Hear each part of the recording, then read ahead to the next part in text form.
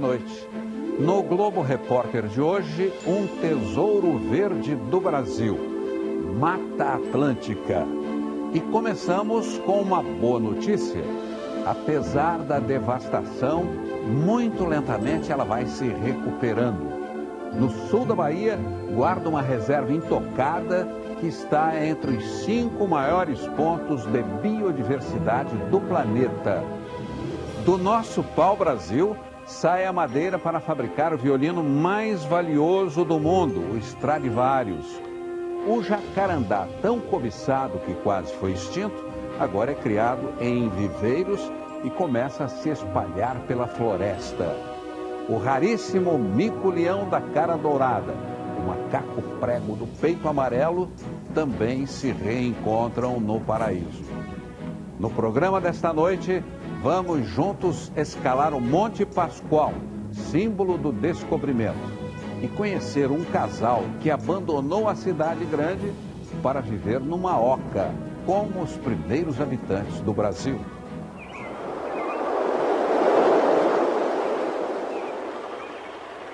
Um imenso mar azul que se junta ao infinito. Águas que uniram e separaram povos, continentes, que abriram caminhos para os primeiros aventureiros, levados pelo vento e pela paixão de navegar. Esta foi a principal visão que os portugueses tiveram quando se aproximaram pela primeira vez do litoral brasileiro. Estamos no extremo sul da Bahia. É quase uma viagem no tempo. É pisar no cenário onde a nossa história começou. A descoberta teria sido mesmo por acaso? Difícil saber. A verdade é que os tripulantes da Esquadra de Cabral foram os primeiros a avistar esse belo pedaço do Novo Mundo, há exatos 517 anos. Era 22 de abril de 1500, época da Páscoa. E essa celebração religiosa acabou batizando o principal ponto de referência do descobrimento do Brasil. Aquele lá na frente, o Monte Pascoal. E quando pisaram em terra firme, descobriram também que o paraíso já tinha dono. Eram os índios tupinambás, os nativos que ocupavam essas terras. A etnia foi praticamente extinta. Hoje, são várias comunidades pataxós vivendo na região. Aqui é o Parque Nacional Monte Pascoal. Este é o cacique Guaru, o líder da aldeia Pé do Monte. E nós não poderíamos estar melhor acompanhados. Ele vai nos guiar nessa visita pelo Parque Nacional, histórico, criado em 1961. O topo do Monte Pascoal fica a 512 metros do nível do mar. Olhando daqui de baixo, parece um gigante. Não deixa de ser, mas não é dos maiores. É preciso ter fôlego para chegar lá na cabeça, bem no cucuruto da montanha. É uma trilha com certo grau de dificuldade, porque ela é muito íngreme e são 2 quilômetros até o topo.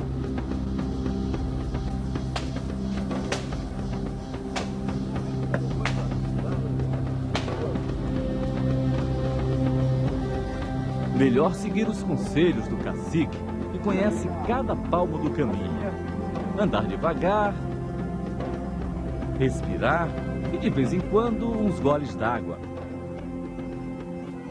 Lá em cima, com certeza, teremos a recompensa. Vale a pena. A imagem é boa, é bonita, né? Então vamos.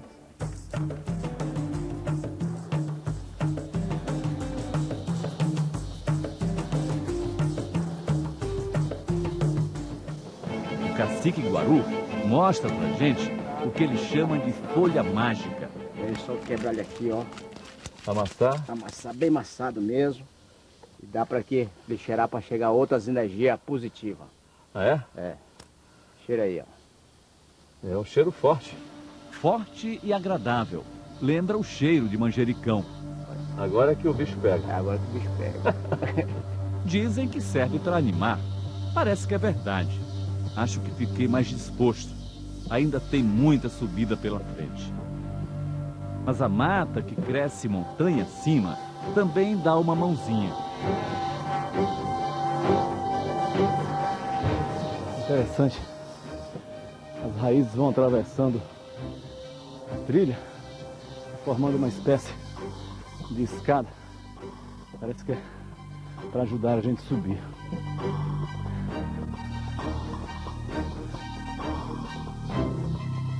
Nós estamos próximos de chegar à primeira vista. E que vista! É nesse trecho, conhecido como o Ombro do Monte, que se vê parte da beleza do parque. O verde impactante da floresta segue no horizonte até o mar, 30 quilômetros adiante. Agora é continuar subindo para ver o que nos espera no topo. Só mais uma dose de ânimo. E quando o cansaço parece insuportável... Chegamos finalmente, hein, Cacique? Essa paisagem mais bonita que a gente tem aqui no topo do parque. Olhando assim, a impressão é de que a floresta está bem preservada. Mas é só impressão. Quando Pedro Alves Cabral chegou aqui, ó, isso aqui era um tapete verde de floresta aqui, ó. Tudo era mata. Quando o Brasil foi descoberto, a Mata Atlântica era uma das mais ricas e mais belas do planeta. Se estendia frondosa e saudável por 17 estados brasileiros, do Piauí ao Rio Grande do Sul. Mas ao longo dos anos, a imensa floresta foi murchando, sumindo, exibindo buracos enormes. Hoje, restam menos de 10% da cobertura original. Mas ela ainda preserva surpresas da vida selvagem. É muito difícil filmar os animais ameaçados de extinção da Mata Atlântica, porque eles se escondem bem. Mas o Eduardo está ali, tentando gravar uma preguiça de coleira, que está lá no topo da árvore. Está conseguindo enxergar daí, Eduardo? Estou conseguindo ver uma bola de pelo no topo da árvore. O trabalho dos pesquisadores seria muito mais difícil se não fosse a ajuda de mateiros como Clayton. Nas mãos dos biólogos agora, um dos bichos mais indefesos da floresta, a preguiça. Ela está bem assustada, né? Ela tá. Embora tenha essa carinha que todo mundo fala que a carinha é sorridente, elas não são dóceis, né? Unhas enormes, para se defender e se apoiar na hora de subir nas árvores. Melhor botar luvas para não correr risco. É um filhote ainda, né? É um filhote, tem acho que aproximadamente 8 meses, 1 ano. Tem menos de 1 ano, né? É. E essa aqui é que é a coleira, é isso que... Isso. E aqui atrás também dá pra ver os pelos mais longos. No filhote não é tão definido, no macho ele é bem preto aqui e na fêmea é mais assim. Só que no filhote ainda não dá pra definir. Aqui não dá pra saber se é macho ou fêmea? Não, pela coleira não. E uma pouco preguiça mais. vive quantos anos? Em torno de 15 anos. É, 15, 20 anos. Essa espécie em torno de 15, 20 anos. Hora de avaliar a saúde. Coleta de sangue para exames de laboratório, medida do tamanho e o peso. 1,620 kg. Essa é uma espécie que se alimenta de folhas, então folha é um recurso muito abundante, né, na floresta. Mas é muito capturada quando está no chão. Agora é só escalar a liberdade. Como é filhote, não vai ganhar o colar de monitoramento. Ainda está crescendo e haveria o risco de morrer enforcado. Ed, qual é a situação desse animal aqui na Mata Atlântica? Ela é uma espécie vulnerável de extinção. É um animal raro de encontrar. Mais raro ainda é a criatura que o Clayton acabou de encontrar. O biólogo se anima, porque não é fácil capturar esse bicho na mata. Ele faz um barulho estranho. Tá meio nervoso, né? Seria medo ou estresse? São os dentes? Ele batendo os dentes? Parece uma castanhola.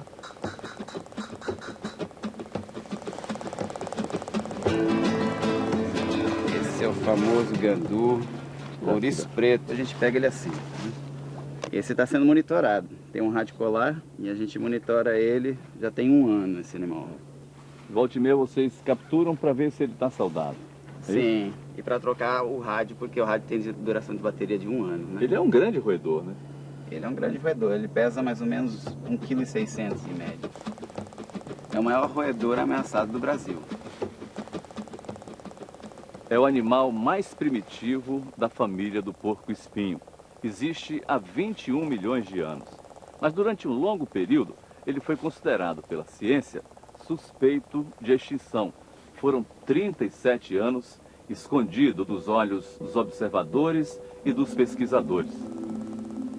Tá super saudável, é uma fêmea. Ela tá gordinha assim porque tá cheia de folhas.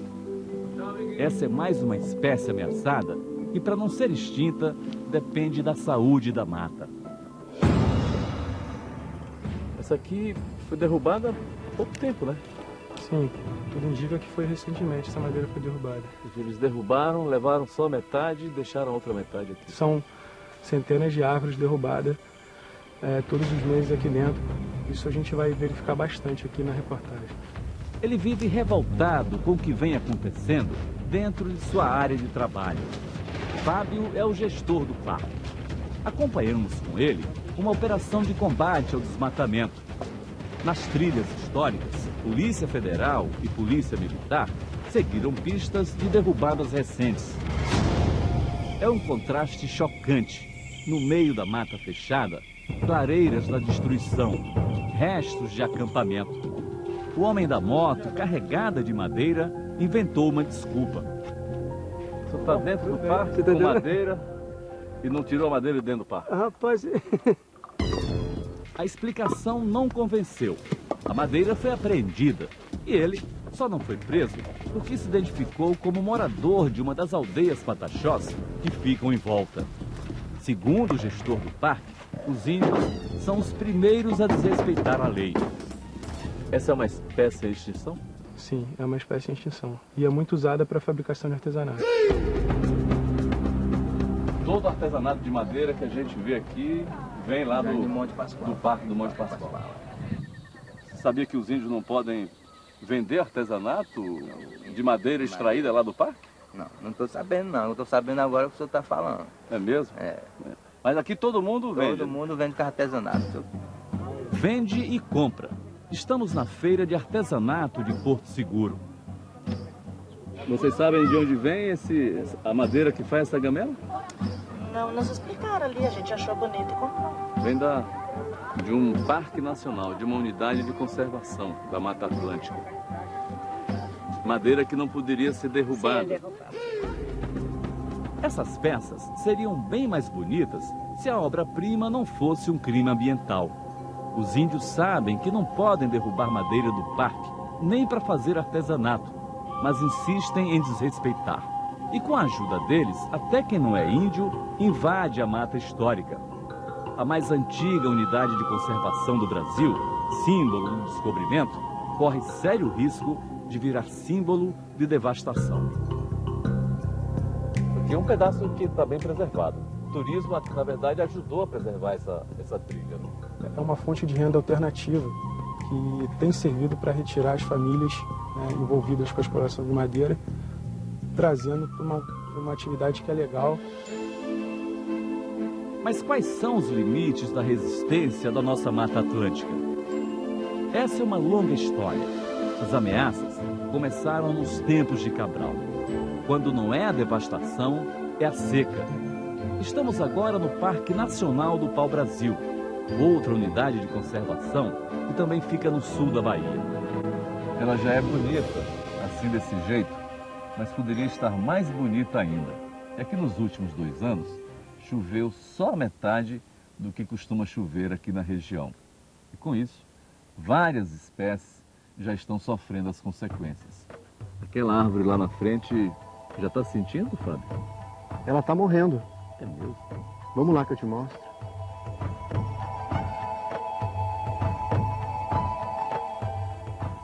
É essa árvore aí?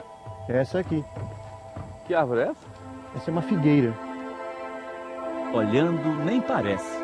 Apesar da folhagem ainda verde, é uma grande figueira muito doente em estado terminal. Tem quantos metros aí? Essa árvore pode passar dos 30 metros de altura.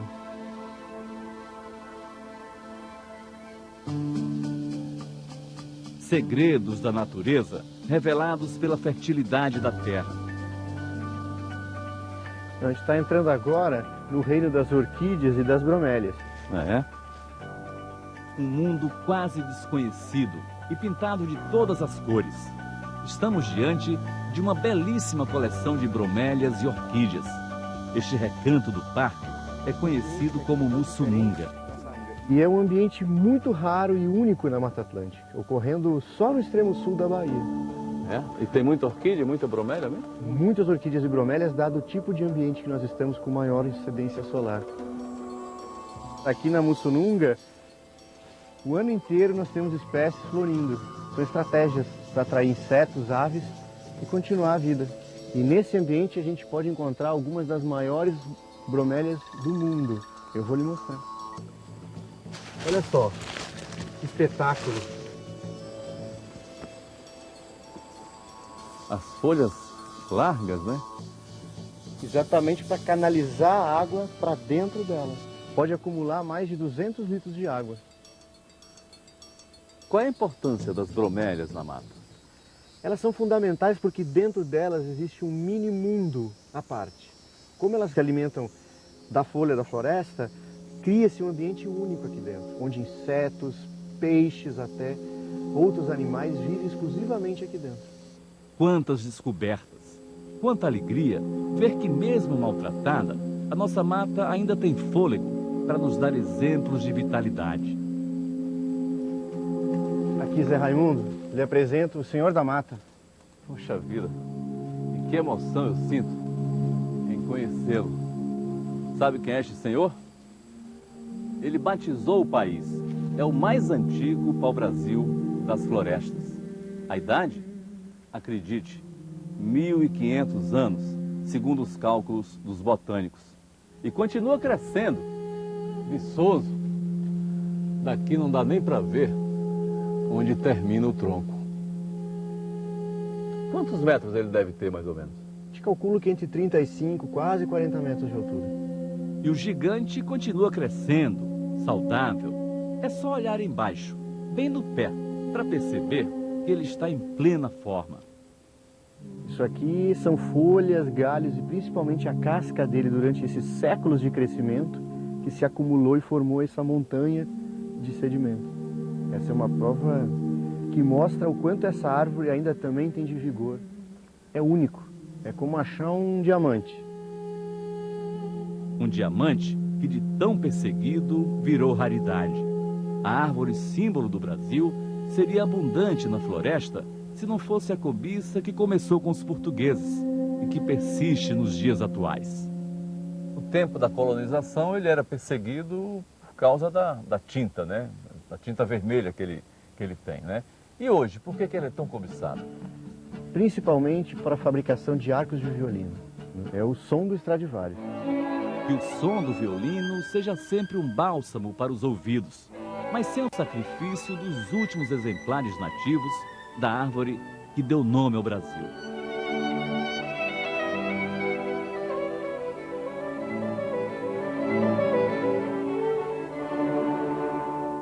Um recorde brasileiro, onde fica um dos 5 pedaços de floresta mais ricos do mundo.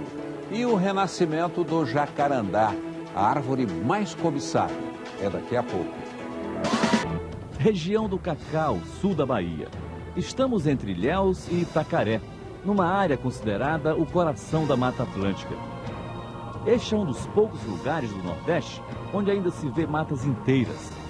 Vamos conhecer o Parque Estadual da Serra do Conduru, um refúgio de sobreviventes que escaparam da motosserra. Essa área aqui ainda é uma floresta original, né? Aqui a gente tem algumas áreas bem preservadas, e essa é uma delas. Algumas áreas aqui, elas nunca foram tocadas pelo homem. Nunca houve atividade madeireira, nunca houve pecuária. E quanto mais avançamos, mais descobrimos que, pelo menos nessa área, ela está protegida, escondida, camuflada.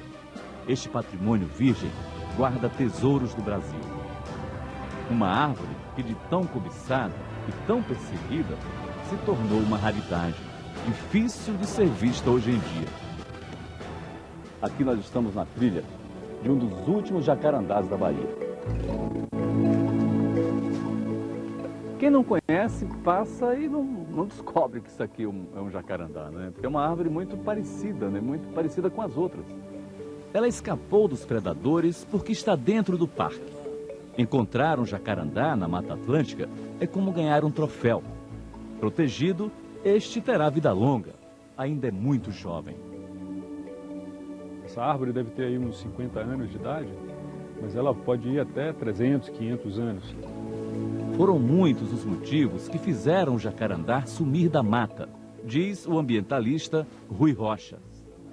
Olha, o século XVIII, o século XIX e a primeira metade do século XX, essa madeira era considerada talvez a melhor ou uma das melhores madeiras do planeta para a movelaria. E ela foi utilizada primeiro nos palácios dos reis, né, dos grandes nobres na Europa. E depois foi chegando essa ideia de que ter um jacarandá em casa, numa cadeira, num móvel, numa estante, era um símbolo de status. É uma madeira leve, muito durável, ela dura a vida, o cupim jamais vai comer essa madeira. E ela tem uma textura macia, né? Ela fica absolutamente lisa. E hoje, curiosamente, ela é cobiçada para fazer guitarras, para fazer violão, para fazer violino, né? Ah, é? Porque ela tem uma sonoridade fantástica. Salvar o jacarandá da extinção exige muito trabalho. E é na copa dos últimos sobreviventes que se busca o socorro. É lá que ficam as sementes que geram a reprodução. É essa a folhinha do jacarandá? Pequena, né? A gente também coleta os filhotinhos embaixo dela, né? As plantinhas. E as plantinhas que ficam embaixo. Que a semente cai, ela germina e brota e fica ali. E leva para o viveiro.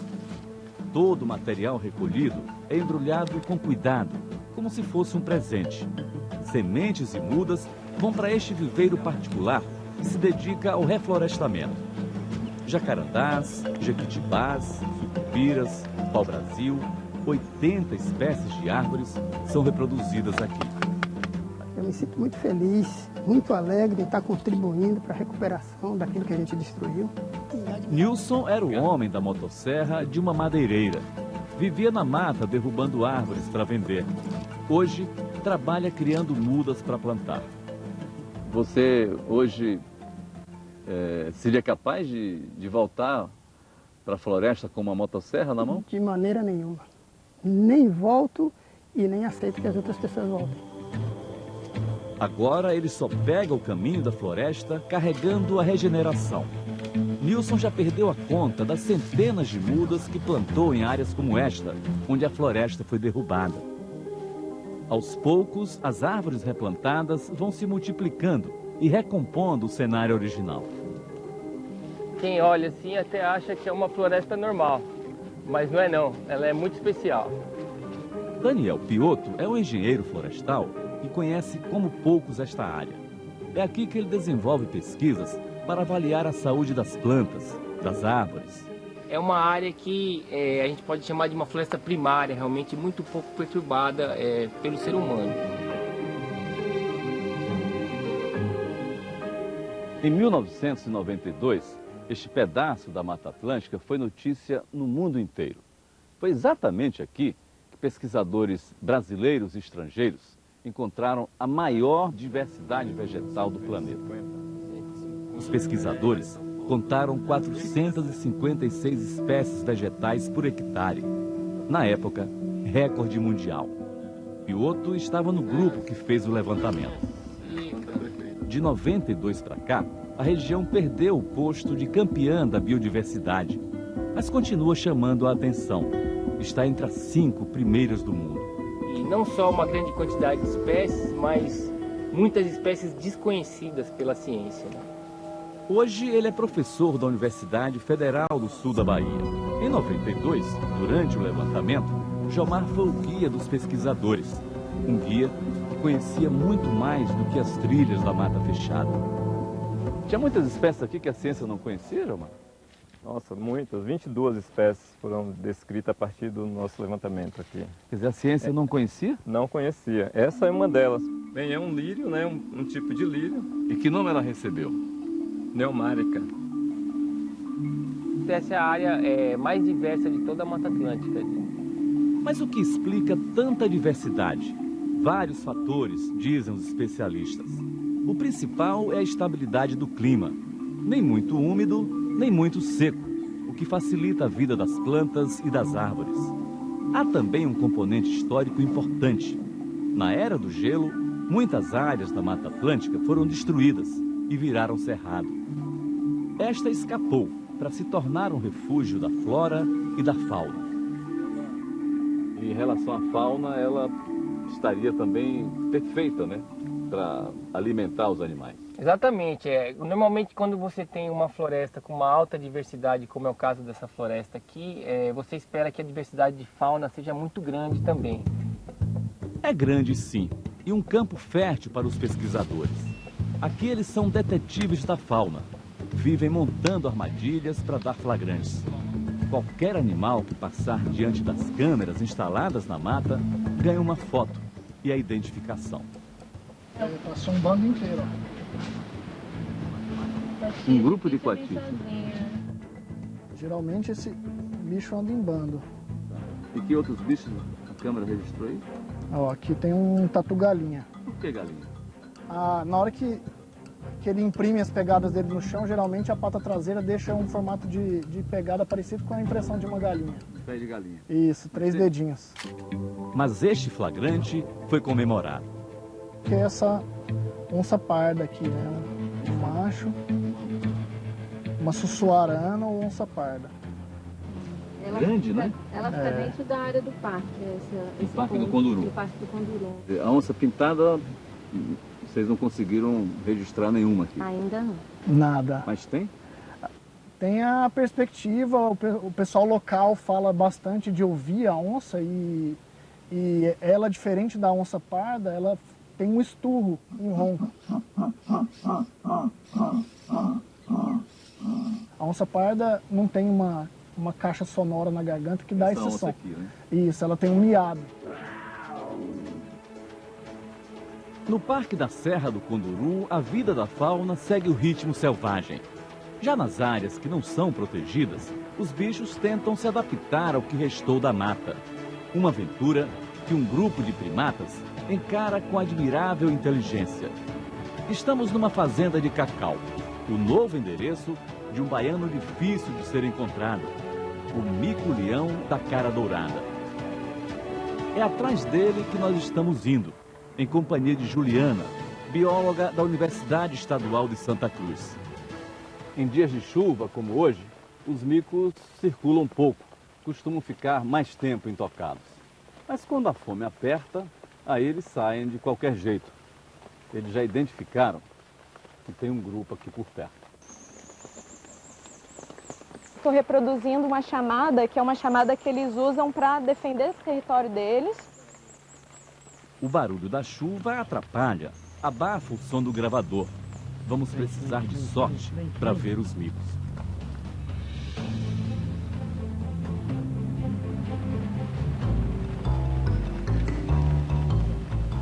Parece que a fome apertou. Quem tem paciência e persistência dificilmente perde a viagem. Olha lá a raridade, tentando se esconder nos galhos. Agora sim, dá para ver bem o cara dourado. Ele só existe nesta região da Mata Atlântica e nunca anda sozinho. O líder vem acompanhado da família toda. Frutas, insetos que ficam nas bromélias são a comida preferida. Lá no alto das árvores, de galho em galho, eles vão enchendo a barriga. E ao que parece, não se incomodam com a nossa presença. O que é surpresa para nós é uma rotina para o assistente da bióloga. Mas sempre eu consigo encontrar. Você sabe por onde eles andam? Sei onde ele anda, onde eles param para comer, sei até onde eles dormem. E até ele me conhece. Conhece você? Conhece. Quando ele me vê, fica, Bila, Bila, chega aí, amigão. Bila é o seu apelido? É isso. Chamam você pelo apelido? Com certeza chama.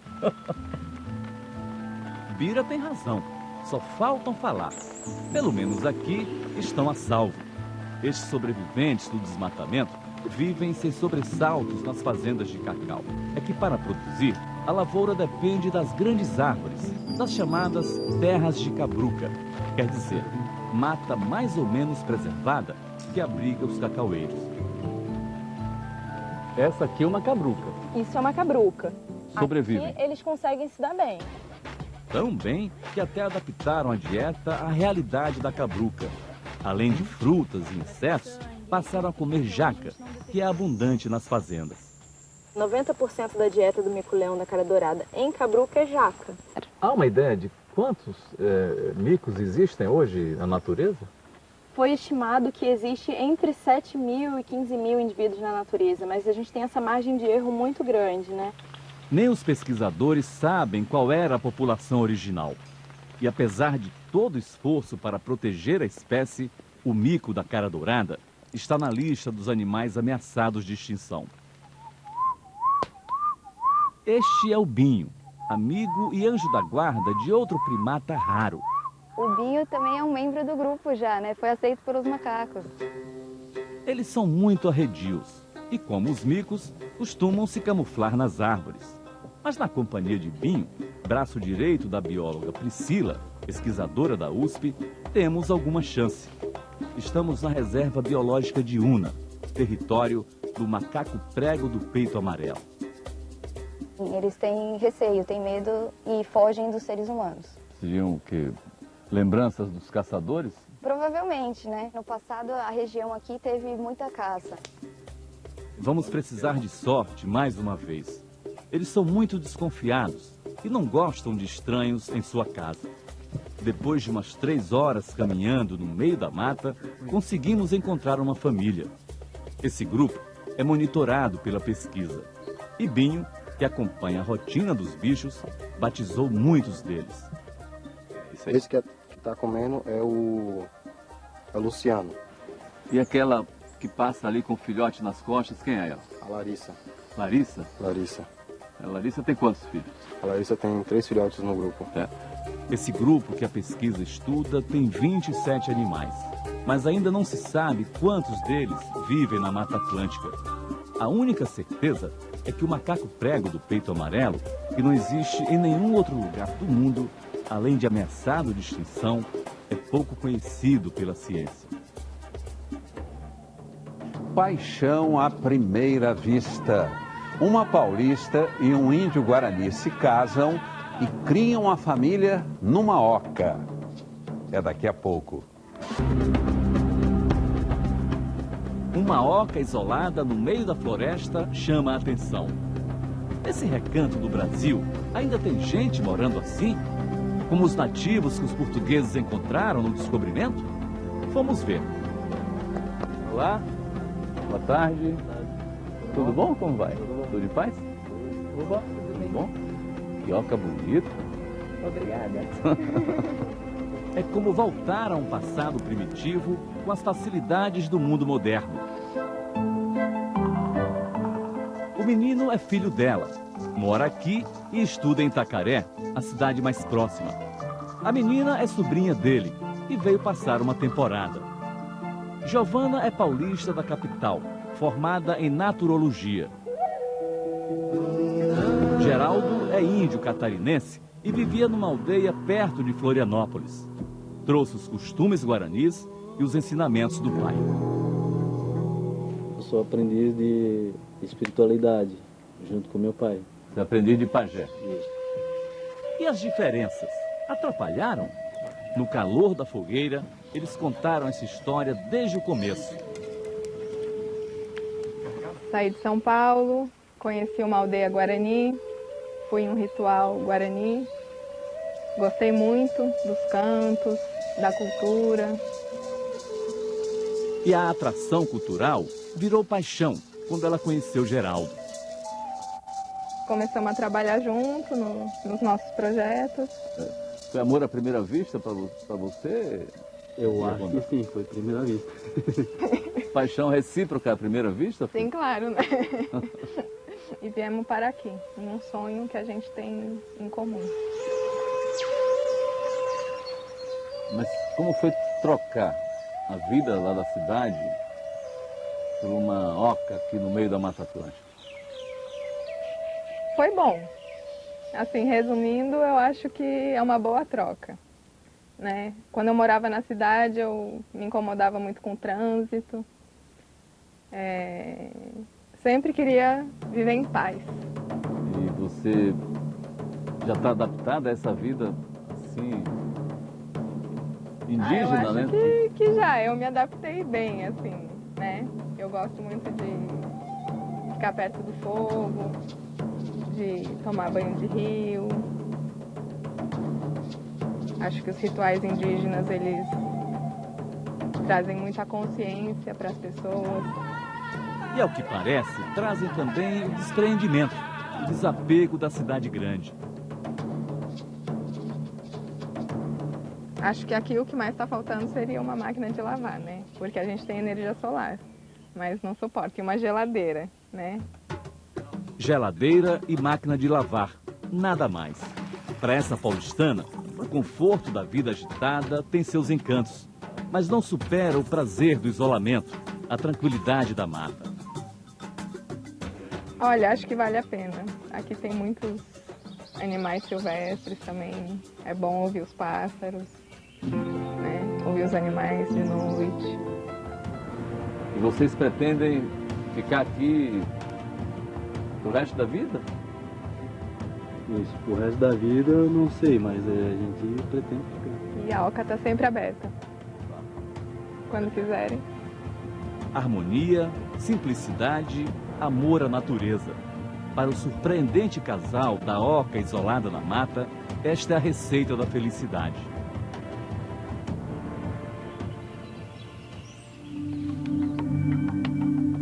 Outra história de amor pela floresta nos leva a um endereço que o mundo inteiro respeita e admira.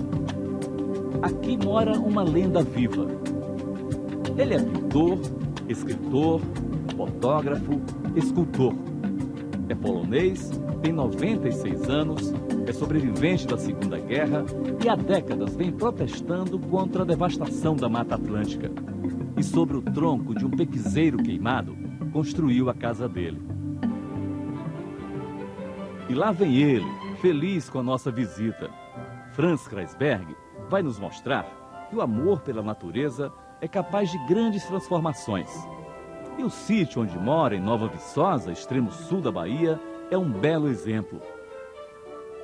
Em 1972, quando chegou aqui, o sítio tinha acabado de ser desmatado e a vegetação estava morta. Kreisberg, então, resolveu refazer a mata. Comprou 10 mil mudas de espécies nativas e replantou tudo. 45 anos depois, o que era terra arrasada está desse jeito aí, ó. Floresta densa, exuberante. E no meio da floresta que plantou e viu crescer, Kreisberg construiu quiosques que funcionam como um museu particular, onde ele guarda o seu próprio acervo. Aqui estão mais de 300 peças, e todas elas foram criadas com pedaços de árvores, cipós, recolhidos nas derrubadas, nas queimadas. Vamos lá? Mesmo com dificuldade para andar e falar, o mestre faz questão de contar a história dessa obra maravilhosa. Isso aqui o senhor não vende de jeito nenhum. Eu gosto dela. Esta também não tem preço, ele diz. Foi exposta em Paris. Muito mais que poesia em forma de arte, a obra de Franz Kreisberg é também um símbolo da capacidade que a natureza tem de se regenerar, de renascer.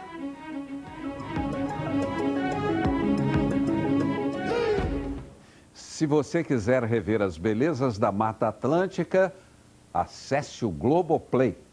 Fique agora com a super série Os Dias Eram Assim. Boa noite e até a próxima sexta.